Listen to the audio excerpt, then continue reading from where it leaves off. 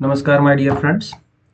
Let us talk about a system circuit design for microcontroller that is going to be C2000 series microcontroller, and the part number is TMS320F280037, and we are going to consider 64 pin LQFP package. Okay, so basically we have seen various other microcontroller circuit designs. Now we'll try to understand how we can design various peripherals using this particular microcontroller that we are going to have. So basically what we will do is we will have complete system circuit design in C2000 series microcontrollers, and the target microcontroller that I am going to take right now is F280037 SPM, that is 64 pin LQFP package. Okay, and the various blocks that we'll see in this particular microcontroller is we'll see how to design power supply, how we can have power supply management for various power levels, let us say 3.3 volt or 5 volt or some other like V reference. So all these things we'll try to see. Then we have various peripherals like potentiometer we'll try to add. So potentiometer will be actually the input, so basically it will be like this. Okay, then we will try to generate a PWM for motor drivers. So basically we are going to generate 12 PWM so that we can drive 2 motor drivers. Okay, then we have temperature sensors, scan transceiver, lean transceivers. We have inbuilt ADCs for other functionalities as well, like voltage measurement and everything. Then we will talk about microcontroller reset and audio buzzer, then DAC, then EEPROM I2C, like how to interface EEPROM with I2C communication interface. We have some external interface as well. Then we'll try to see how to interface like deep switches, push buttons, LEDs. LEDs can be either driven from the microcontroller pin. Okay, it can act as a sink or source.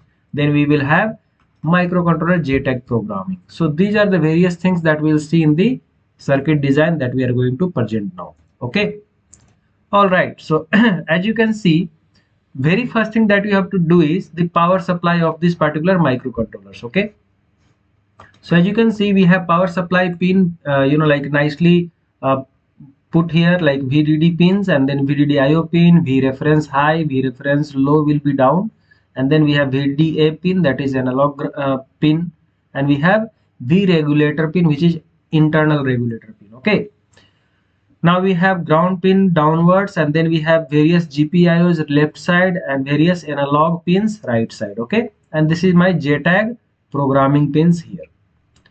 Coming back to the other parts, you can see we have VDD MCU. This is nothing but the decoupling capacitor that is going to get connected at VDD MCU pin. Okay, then VDD IO pin that will be having this decoupling capacitors. Okay, and similar to that we have VDDA decoupling capacitors here. Okay, so this VDDA will be connected at this point. So you make sure that all these decoupling capacitors are very close to the VDD pin, VDD IO pin and VDDA pin wherever it is mentioned. Okay, respectively.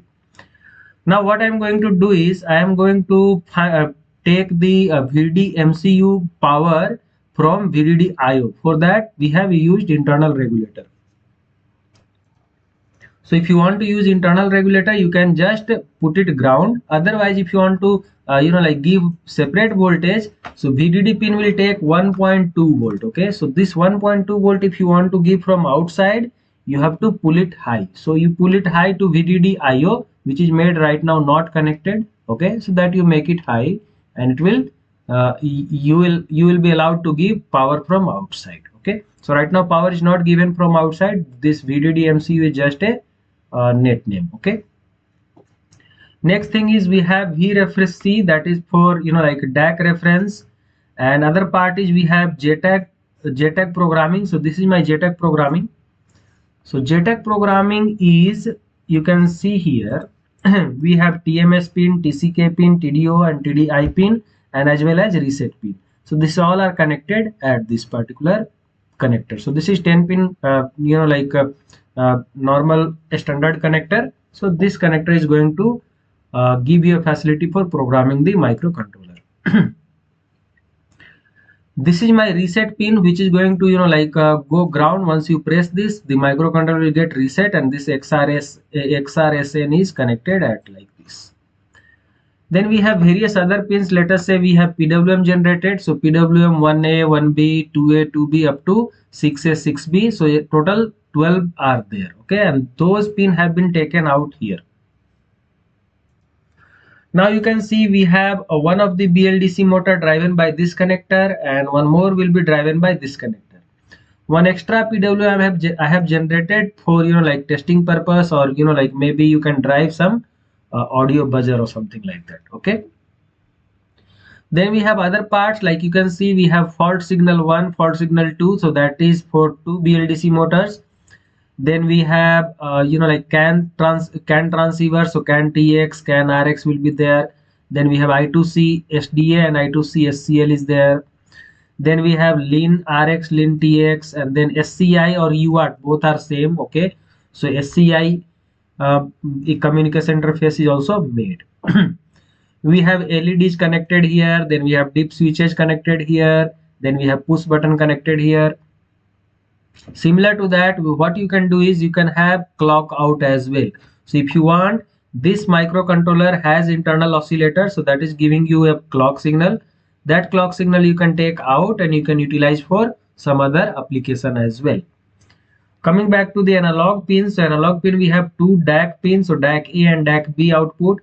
Then we have temperature sensor, and then we have temperature sensor, we have humidity sensor, we have potentiometer, we have voltage measurement, that is going to be ADC VCC and ADC VDD. Then we have shunt U, shunt V, and shunt W, that is UVW current sense resistors, so current sense pins. Then we have over voltage like over temperature sensing of the IPM that you want to connect. So over temperature 1, over temperature 2, that is for 2 IPMs. Similar to that, if you want, you can have a single current sensing for those 2 IPMs. So this is the way all the pins have been mapped properly. Let us move to the next part. You can see this is my audio buzzer that is going to get connected through this PWM. And this PWM is going to drive this particular audio buzzer, and it will give you like alarm buzzer or like beep sound or something like that. So you have to feed 2.73 kilohertz PWM signal of 50% duty cycle to have a proper audio. Similar to that, we have EEPROM here, so let me make it little bigger so that you can properly see it. So we have EEPROM interface, and that is 4 kilobits of EEPROM through I2C SCL and I2C SDL line. Okay. Then you can see we have temperature sensor. So analog temperature sensor is there, which is going to give you 10 millivolt per 1 degree centigrade of temperature increment. So this is how it is, very nice temperature sensor on the board. So if you want to measure temperature on your board, you can connect this as well. Coming back to the voltage measurement, so we have 5 volt on the board. So that's what we are doing is we are going to have a voltage division here, and then we are going to send it to a voltage like a buffer, and then after RC filter we are going to send it to ADC. Similar to that, we have 3.3 volt measurement as well. Even microcontroller has the capability to keep a measurement of 3.3 volt internally. However, externally ADC measurement we have done here. So these two voltage divider will generate, let us say, some Vx voltage, and this Vx voltage will be buffered and send it to the ADC after RC filter. Okay.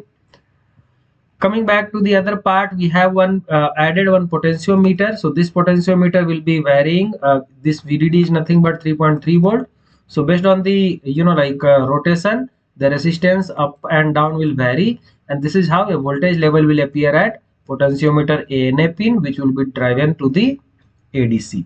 So this is how a various applications for ADC measurement can be done very nicely. Now let us talk about IOs. So we have connected two push buttons, user push buttons 1, user push button 2, 0 and 1. So this is nicely a debouncing effect and all those things has been mitigated by putting proper capacitances and filters. And this is how what will happen is whenever MCU pin will receive one, it means push button is not pressed, and when it receives 0, it means what will happen is once you press this, then this will get grounded. It means the microcontroller will receive a 0. Okay, microcontroller will receive 0. Similar to that, we have deep switches. So deep switches, what it does is basically these two are connected to my microcontroller pin, and this is going to see 0 0 right now. Okay, in both the deep switch 0 and deep switch 1. Now if you make it right side, then it will become 1 because 3.3 is connected here. It will make it 1 like that.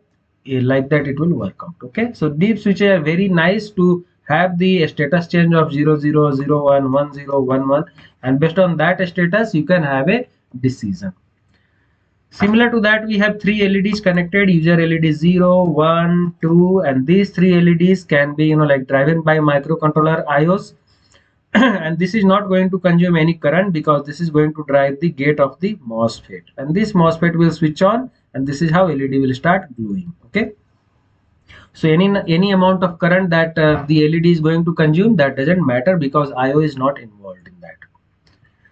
Moving to the next part, we have CAN transceiver and LIN transceiver. So let me talk about CAN transceiver first. So in CAN transceiver, what is going to happen is this is supplied by 5-volt power supply. Okay, and this we have like a CAN TXD, CAN RXD, that is going to come from microcontroller, but this microcontroller signal will be coming after the this voltage level translator, because this controller will be giving you 3.3 volt logic levels, and this is going to get converted to 5 volt logic level, and then it is going to connect to CAN transceiver, and then this is going to give you like CAN high and CAN low. If you want, you can connect it to one of the IO of your microcontroller, or if you like a standby is not used, then directly ground it. Okay, so directly grounding is suggested, so there is no need of any separate IO, it will be always on. Okay, you can see we have CAN high, CAN low properly terminated with 60.4 ohm resistors up and down both, and they are properly filtered as well with these capacitors, and we have proper ESD protection as well. Okay, and then this particular connector is going to give you an interface to send your CAN signal high and low to the external interface. Coming to the LIN interface, so we have like LIN RX and LIN TX signal. So LIN RX, LIN TX signal will get converted to like LIN bus, and this LIN bus will go to through this connector to the external interface. We have DAC A out, DAC B out, that is coming from microcontroller, that is also taken for like external interface purpose. So this is how LIN interface is also working.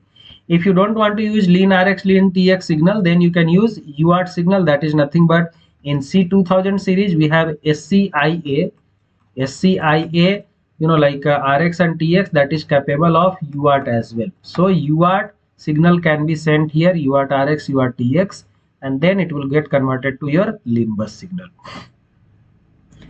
Now what is remaining is we have a power supply management requirement. So power supply management, what we have done is we have the input power supply, that is through a connector, or otherwise you can have a adapter jack. So this power adapter will be giving you, let's say, around 15 volt or something, or 12 volt power supply, you can add it, and then it will go to and get converted to V in A after fuse, and this V in A will be connected here, and this will get converted to 5 volt at this place. So from input voltage, non-regulated voltage, you can convert it to 5 volt regulated voltage with 2 ampere current. So this is a switching regulator which is going to be used for that purpose, and we have nicely designed with all like inductor and everything properly.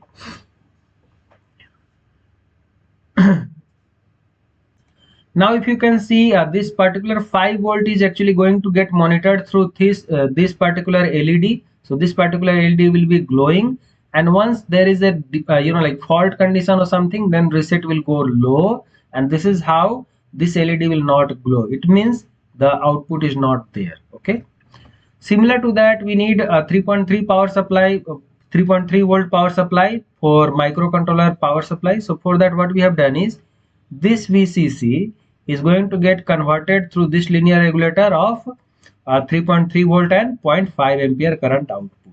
And this is also monitored through an LED. So LED, like will be glowing once it is available. Okay. To generate one reference voltage of 3 volt, so that you can have a VDAC, or you can have analog, ADC reference. So for that purpose, we have generated a 3.3 volt regulator or 3 volt voltage reference. So hope you have now a complete understanding of this particular, system design, what we have designed. And if you do have any questions, you can go through this and you can put down your questions in the comment box regarding the design and technique of C2000 series microcontrollers of any pins that you want. Okay. So similar to that, you can have a reference of this particular circuit and you can design your own circuit of different pin configurations or any particular microcontroller that you want to use, and what is the basic need or basic understanding that should be followed before completing your circuit design. You can always put down your questions in the comment box and we shall be able to give you answers. Thank you.